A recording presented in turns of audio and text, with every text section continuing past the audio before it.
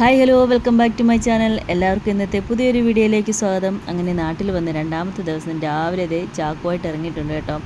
മാവിൽ മാങ്ങയൊക്കെ ഏകദേശം വിളയാറായി വന്നപ്പോൾ മുതലേ ചോദിക്കുന്ന ചോദ്യമാണ്, നിങ്ങൾ എന്നാ വരുന്നത്? ഇവിടെ മാങ്ങ പറിക്കാൻ ആളില്ല, മാങ്ങയെല്ലാം അടന്ന് താഴെ പോന്നു എന്നൊക്കെ. എന്നാൽ പിന്നെ ആ പരാതി ഇപ്പോൾ അങ്ങ് തീർക്കാമെന്ന് വിചാരിച്ചു. അങ്ങനെ ഇതേ രാവിലെ മാങ്ങ പറിക്കാൻ ചാക്കുമായിട്ടൊക്കെ ഇറങ്ങിയിട്ടുണ്ട്.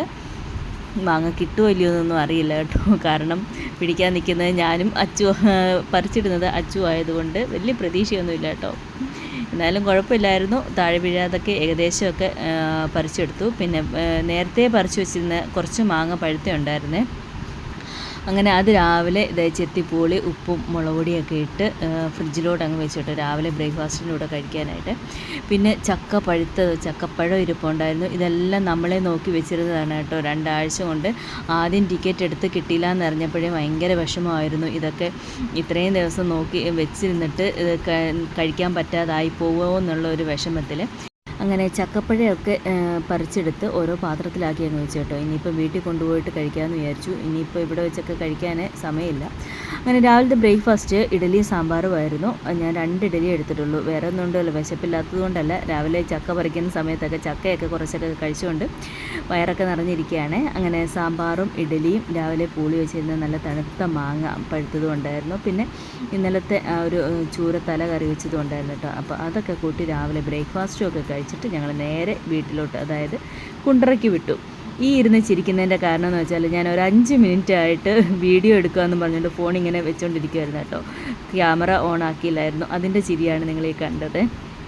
അങ്ങനെ എന്തായാലും വീട്ടിലോട്ട് പോവാണ്. നല്ല തിരക്കുണ്ട്, ഒരു ഏകദേശം തിരക്കുണ്ടായിരുന്നു. നല്ല ചൂടുണ്ടായിരുന്നു കേട്ടോ. ചൂട് മഴയ്ക്കാണെന്ന് തോന്നുന്നു, എന്താണെന്ന് അറിയത്തില്ല, ഭയങ്കര ചൂടായിരുന്നു. അങ്ങനെ ഒരു വർഷത്തിന് ശേഷം, ഒരു വർഷം പോയതറിഞ്ഞില്ല കേട്ടോ. പെട്ടെന്ന് ഇവിടെ നിന്ന് വലിയ മാറ്റമൊന്നും കാണുന്നില്ല.